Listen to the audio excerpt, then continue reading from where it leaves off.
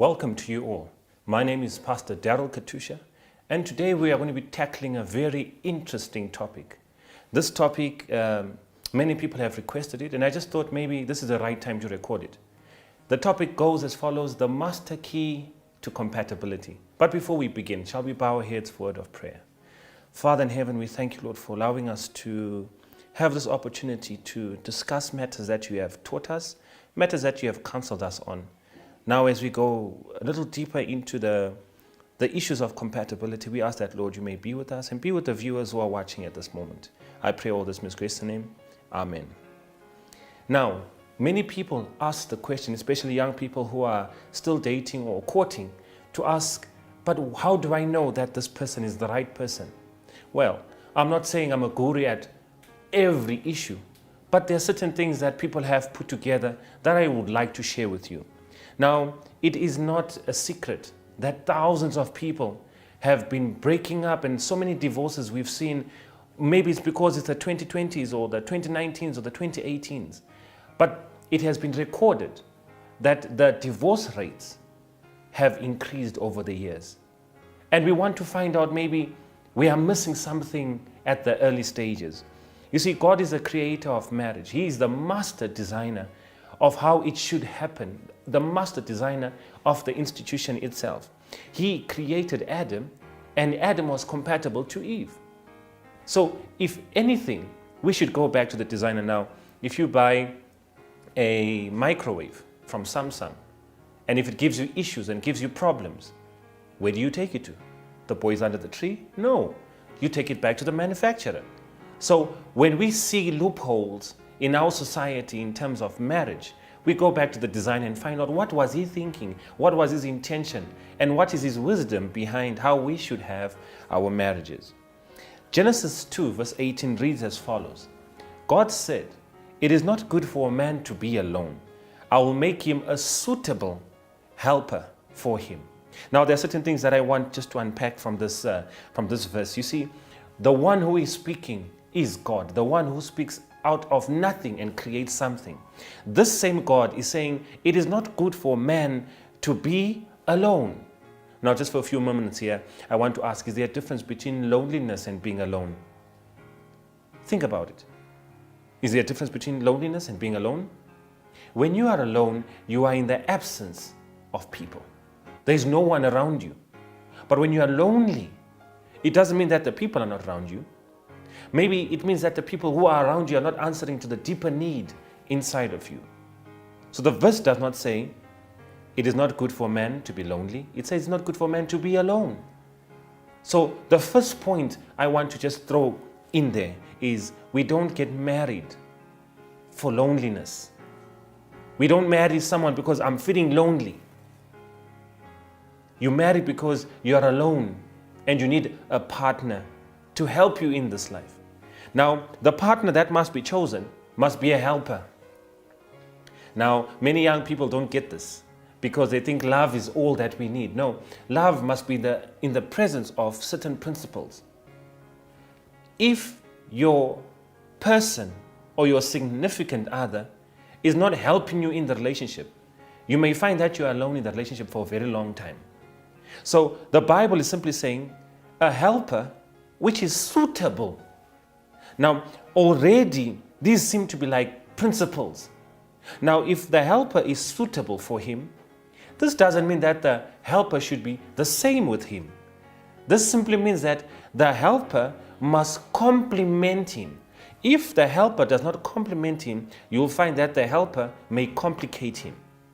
So we don't get married because we are lonely. We get married because we are alone, and God has a suitable helper for us.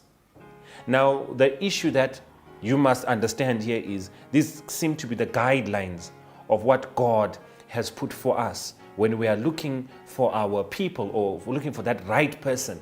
You need to understand you don't have to be the same. You don't have to be the same. In fact, when you are different, that diversity of being different, take for instance a plug on the socket or a socket. If the plug is round, the socket will receive the round end of the plug. They are compatible, but you may find that the shape of the plug may be different types of shapes. But the important part is the socket will receive the shape of the plug. The important section will be received. But you'll find that the head of the plug may be diverse. So you may find that you may like pink, he may like blue. It doesn't mean that you all should like pink or you should all like blue for you to be compatible. Sometimes being different doesn't mean that you're incompatible. So I'll just want to give you 6 keys and 1 master key to unpack what should you look for when you are looking for a partner. The first thing that you should look for is age. Age plays a very, very important factor when you are looking for someone to spend your whole life with. At different stages of your life and or different cycles of your life, there are different needs. So it's important for you to consider the age of your person. Big differences in age can result in inability to satisfy each other. Now, this year will result in some serious marital conflict. You need to understand that the differences in age may leave you feeling like you may have made a mistake. For example, you don't want to be in a situation where you marry someone who's too old for you to relate with or too young for you to understand, because maturity plays a vital role in marriage, because marriage is not for small boys. Marriage is for men who are ready to become husbands.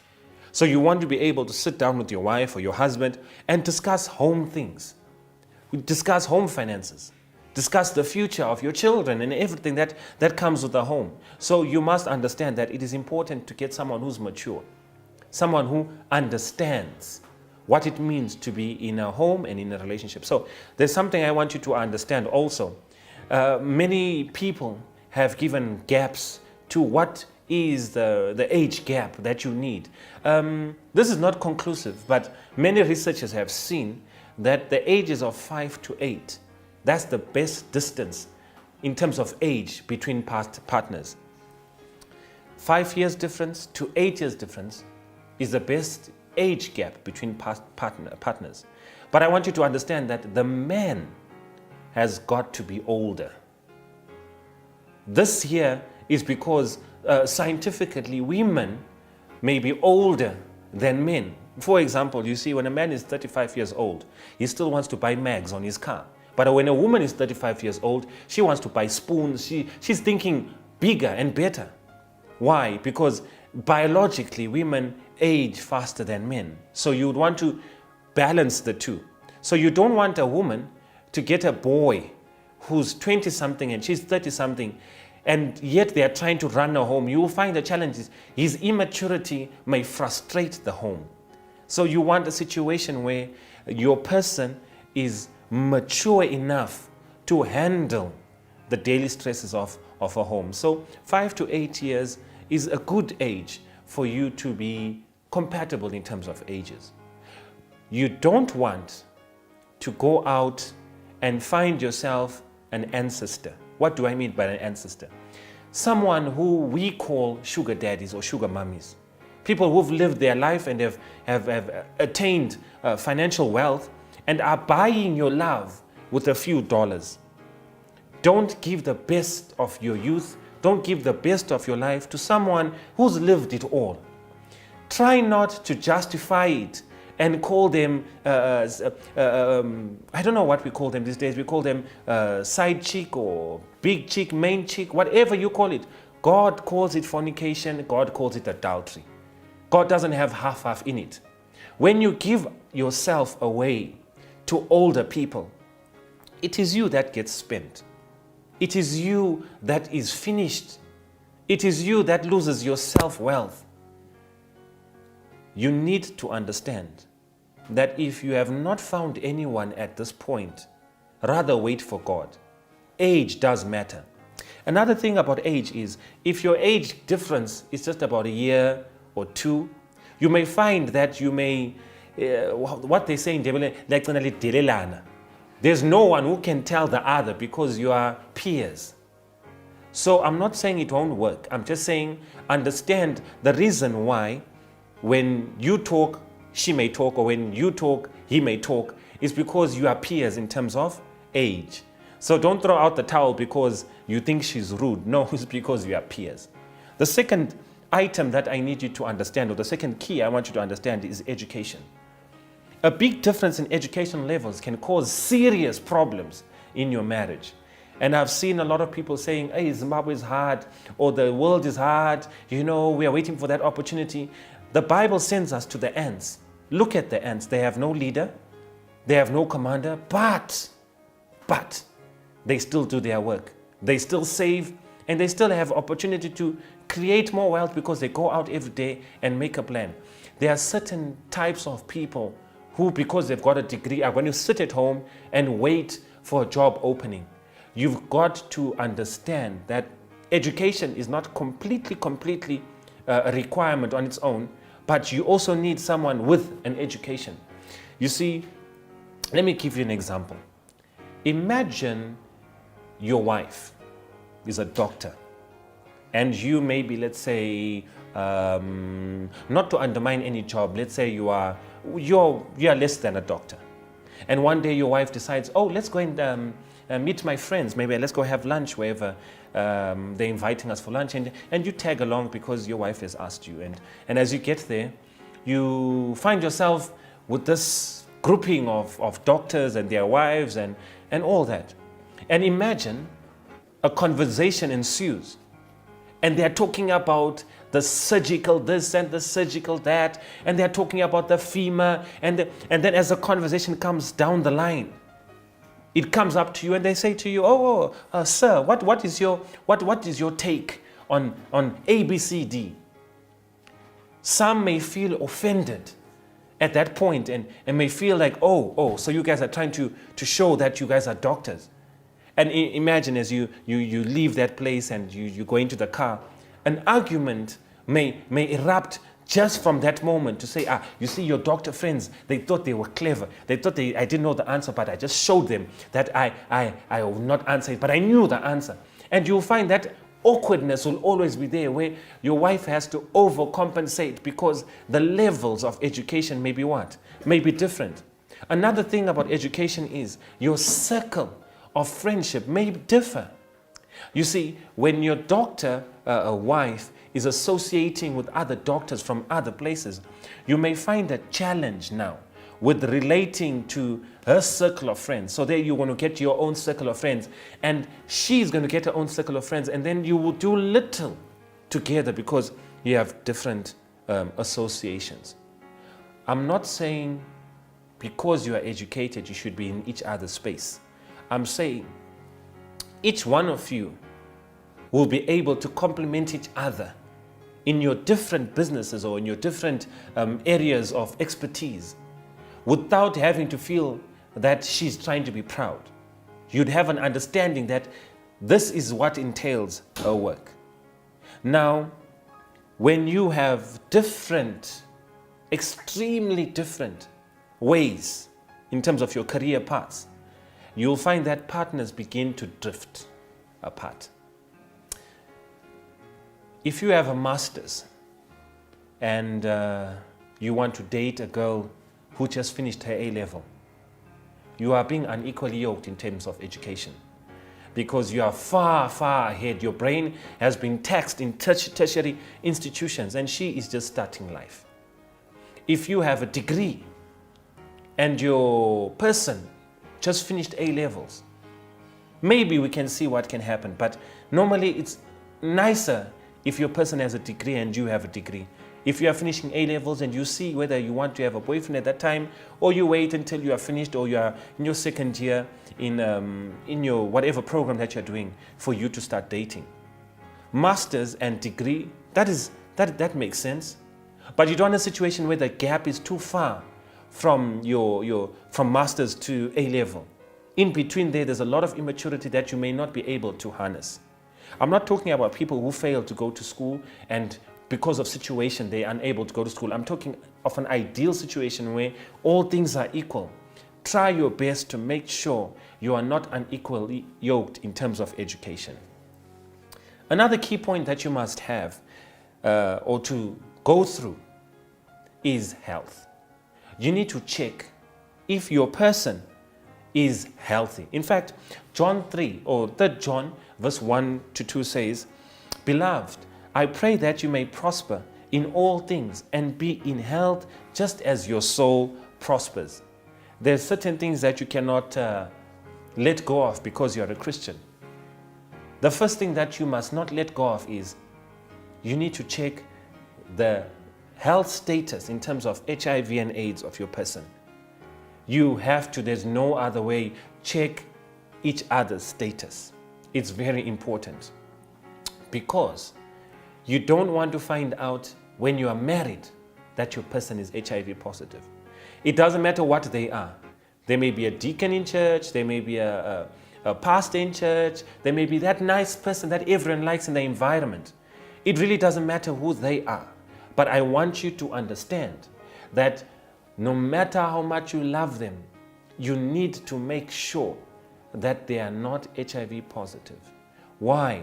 We've had so many situations where marriages have broken up because they found out what they should have found out before. Another thing you should check for is, what is the disease that is found in their family? Maybe there's hypertension, maybe there's diabetes.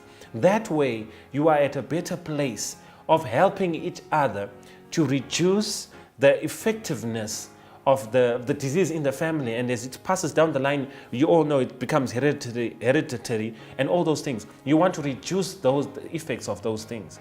So you may want to ask these questions. You see, before you enter into a marriage, know everything, at least enough about your person. Ask these questions. There are so many other questions that we ask that may not be relevant to the marriage. You like blue, I like blue. Oh, I love this guy because we like the same color. Why don't you ask and say, what diseases are in your home?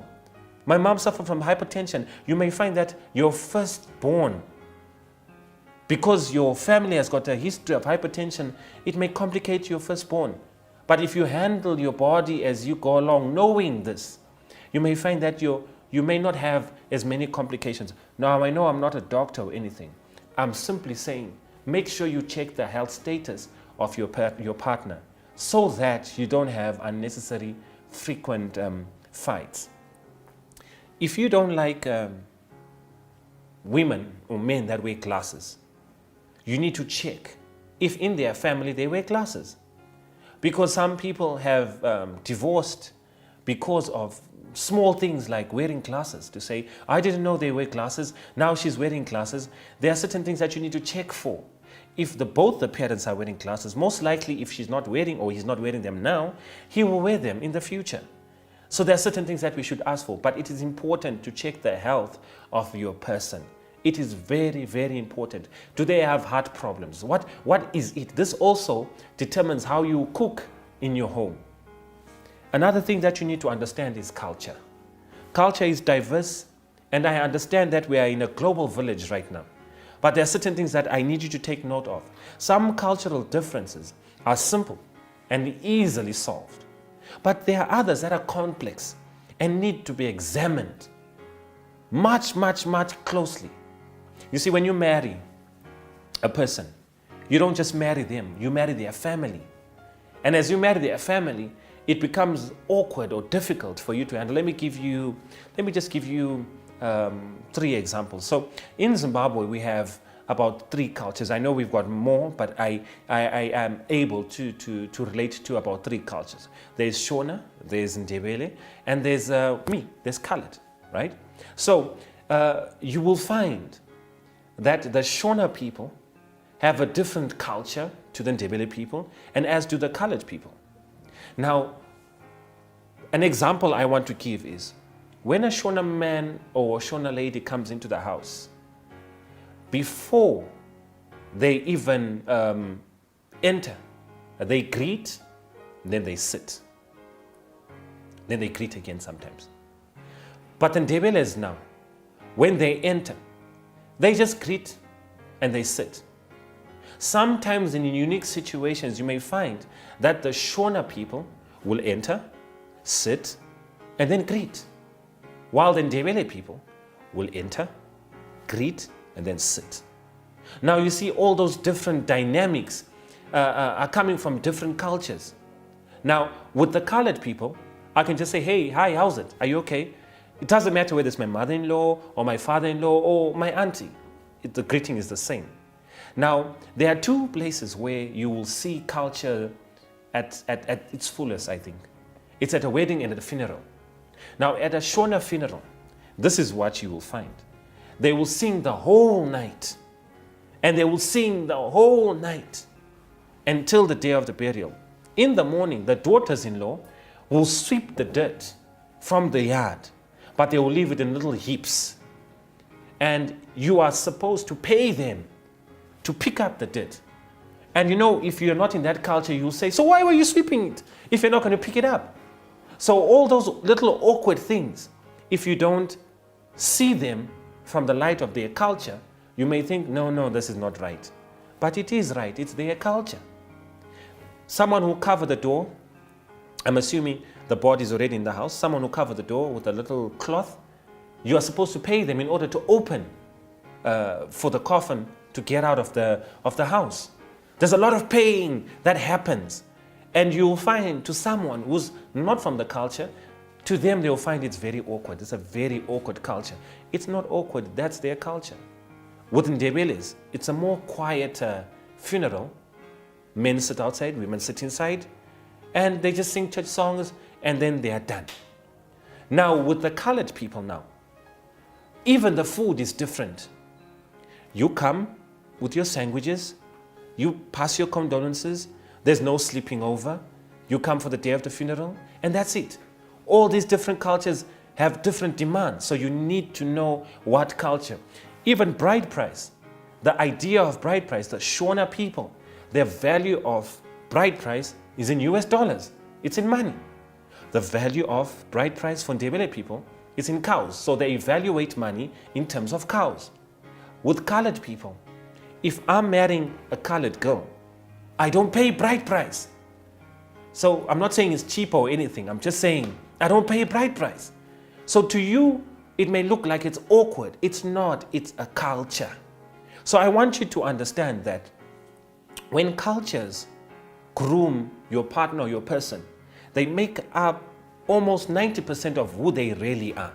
So you need to understand if your culture is compatible to the one you want to enter into, so that you don't get a cultural shock when you are in there. When you come and take a colored girl, or when I want to marry a colored girl, let me say that, I must make an appointment with the dad and say, Dad, I would like to marry your daughter. And the dad's going to say, okay, come over for supper. There are two things that you must have done before you come over for supper. First of all, you must make sure you got your ducks in a row. By ducks in a row, you better make sure that you know what you do in life. Number two, you better make sure your medical aid is up to date, because two things can happen. It's either you're accepted as a father, as a son-in-law, or he's going to punch you in the face. So you better be ready for both of them. When you come over for supper, he's going to ask you a series of questions. So what do you do in life? You can't say, well, I'm just moving A, B, C, D. Those little questions are an assessment to find a worth for you, for his daughter. And when you are denied, he can just refuse and say, no, you're not the right person for my daughter. He's not going to take time to think about it. He's going to tell you instantly, you're not the right person for my daughter and I don't want you here. Those are the kind of things that can happen. And if you are accepted, you see, the wedding is paid for not by the groom. The wedding is paid for by the father of the bride. Now, can you imagine that? The Ndebele culture, the groom has got to pay. The Shona culture, the groom has got to pay. But in the colored culture, it is the father of the bride that pays for the wedding. All I have to do is buy a suit and just wear shoes and rock up to the wedding. So the cultures are different. But now I need you to understand something. With some colored girls, you can't just talk to her the way you want and hope that it's over. You talk once, she's going to talk again. You talk once, she's going to talk again. Because our culture says you don't keep anything that is happening inside of you. You say it as it is. So sometimes imagine your mother-in-law is asking a question and your colored wife gets very offended. She will just say it as it is, but to her it's not being rude. It's saying out her mind because her culture has oriented her in that way. So it's important to understand certain things in culture. Mothers-in-law. Sons-in-law are not supposed to look at mothers-in-law when they are eating in certain cultures. But you find in a colored culture, you can even talk and hug your mother-in-law. So all those things may offend the culture that you are trying to go into or the culture that you are from. So before you enter into whatever culture you are into, make sure you study the culture and see if it's compatible to your own culture. Key number 5 is family values. Now Ezekiel 16 verse 44 to 45 says, the adulterous daughter adopted a value system from her mother. An adulterous daughter adopted a value system from her mother. This is very interesting. 2 Timothy 1 verse 5 says, the godly youth adopted the values of his mother and his grandmother. Now we've got two situations here. Ezekiel is saying, when you see an adulterous woman, they may have adopted those value systems from the mother.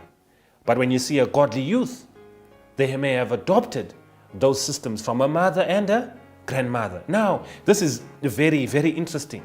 You see, what we see at home as young people, we will do when we are older. Make sure that you know the whole family and see the whole family and be able to judge the whole family by what they value the most. To a great extent, we are a product of values of our parents, for it is in the home that as children we see models and develop concepts, unconsciously assimilate standards of what? Of behavior. So it is very important for you to understand the culture, to understand the family values of the particular family that you want to enter into. But I want you to understand also, it is very important for you to understand that even if you come from a family of harlots, it is up to you to break the cycle. And the only way you can break that cycle is by Christ himself. Without Christ, we can't break any of our cycles and our generational curses. You must understand that in order for you to break that cycle, you must be able to be a God-fearing person. Now there's another point or another key. This is key number 6. This is temperaments. Now temperaments are a very unique way of describing our character. Now there are 4 basic temperaments. There is a phlegmatic, there is a melancholy, there's a sanguine, and there's a choleric. Now I want to give you just a few characters in the Bible with the different temperaments that we've discovered. Now the sanguine, this would be Peter. This is an outgoing, very talkative, very charismatic person. These are people who should be working in marketing, advertising, people whose creative juices are all, they are public people. They love to talk. These are comedians. These are people who just love people. Now imagine you marry a girl who's a sanguine. She's going to be talkative. She's going to be outgoing. She's going to be charismatic. Everywhere she goes, she makes friends what? Easily. Someone might say, this girl is very loose. She's a sanguine, and her character is as such. We have also a choleric. This is a Paul character. Hardworking, very practical, very decisive, no nonsense type of person. His yes is a yes, and his no is a no. These are soldiers. These are military people. These are uniformed forces, but also these are MDs and CEOs of companies. They give you just a short little rope for you to put your contribution, but they've already made up their minds. These are Paul-like people, decisive. They never do anything without thinking. And that's why they are very successful. Then we have phlegmatics like Abraham. These are easygoing, supportive, and very peaceful. I don't really like this temperament because this temperament, if you are 2 of you and you're fighting and you come to a phlegmatic with all your fight, you hope that the phlegmatic maybe takes your side. Phlegmatics don't do that. They see the goodness in both sides. And it's so annoying, you know, when you really want him to be on your side and you just find this person saying, no, maybe you guys are talking differently. But, you know, so imagine you're married to a phlegmatic. You may think he's not taking your side or she's not taking your side because they are on the other person's side. No, their temperament is not a violent temperament. It's a peaceful temperament. And the last temperament is a melancholy. This is like a Moses type of person. Very analytical, very emotional, very creative. Now these people can love you in a creative manner, but also when you cross their path, they can hurt you in a creative manner. Let me give you an example. You see, when they cook for you, They will design the plate, even if it's just simple food. When they break you in stages. For example, you wake up in the morning and say, hey babe, how are you this morning? I'm fine. So how was your day? It was okay. Why? Because they know emotionally that will eat you up, and they'll move from one stage to another, one stage to another. So emotions here means that they just cry when they are happy, they cry when they are sad, they cry when they are confused. They are very emotional people. So with all these factors to do with temperaments, I would just want to play around with the couple. You see, you have one temperament, that is your primary temperament, and the other one is your secondary temperament. So you can have 2 or 3 or more, right? But I want you to understand that, imagine for marriage, to say, let's make couples out of the 4. Imagine if the sanguine had to marry the choleric, and the choleric was up for promotion at work, and let's say he's a uniformed force guy, and is working as a soldier, and is very stressed that someone else took the promotion. And imagine he comes home furious to his sanguine wife, who finds everything funny. And this is a serious guy. And he comes home and says, I'm so angry. I've been working so hard. Why didn't I get a promotion? Now imagine the sanguine is burning to crack a joke right there. But this guy is not finding it very funny. Imagine at that moment your sanguine wife just throws a joke and says, oh, my sweetie, don't worry. There's a promotion at Spa next week. It will make him even angrier just listening to her. And then the shouting will begin, because she cannot see that at this point it's not time for a joke.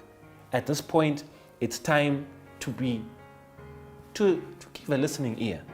But now the temperament may overpower that moment. You see what I'm trying to say? Now imagine also the phlegmatic marrying the melancholy. You'll find that phlegmatics never start anything. They never finish anything. They will follow and complete. So phlegmatics are like doctors. They move in systems, accountants. They like to do things that have systems. They don't want change. Now imagine they don't start anything, they don't move anything, and the melancholy is very emotional. You'll find that it will just be an emotional, type of marriage where there's nothing new that happens. We always have to do certain things in a certain way.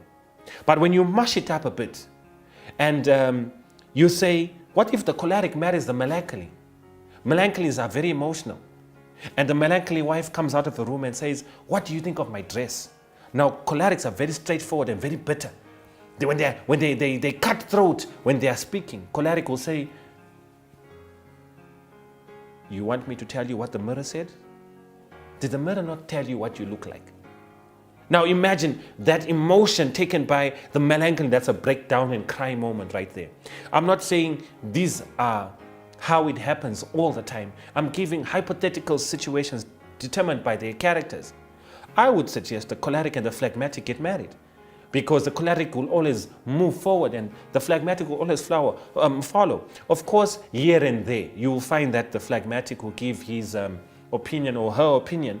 But I'm saying, for peace's sake, you'll find it easier that way. The sanguine and the melancholy can both enjoy themselves, because one is emotional and analytical, the other one is outgoing and talkative. So they kind of complement each other.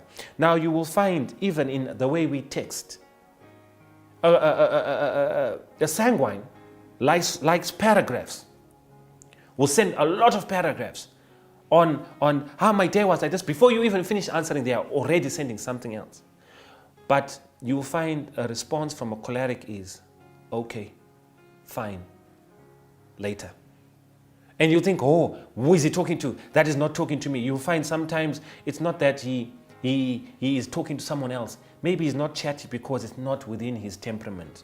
I'm not saying these temperaments can't be tweaked. I'm saying once you know your person's temperament, you know how to stimulate, you know how to work with your person from where they are to where you want them to be.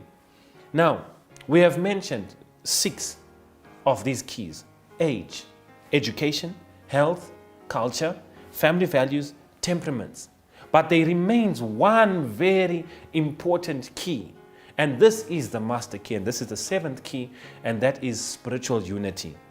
Now, with this one, the Bible in Deuteronomy 7, verse 3 to 4 says, "Nor shall you make marriages with them. You shall not give your daughter to their son, nor their daughter for your son, for they will turn your sons away from following me to serve other gods." Now, when you give your children to people who don't believe what you believe, they will then turn your children away from what you've always believed to something else. 2 Corinthians 6 verse 14 says, "Do not be unequally yoked together with unbelievers." I want to say here, marry the religion that you are. So, without debating much on what you should look for and what you shouldn't look for when you are dating and preparing for marriage, I want to recommend that as you are starting off this love relationship of yours, may God be in that center. May God be in the center of that relationship, because without Him, all these things are just futile. He is the designer of marriage. He is the one who instituted it. And He's the one with the solutions to our problems in case we go astray. And like I said, marry the religion where you are coming from. That way, it's always easier. May God bless you, and may God be with you as you continue looking for the right person. And I hope you're not just looking for Mrs. Right or Mr. Right. You are actually trying to be Mr. or Miss Right. May God bless you.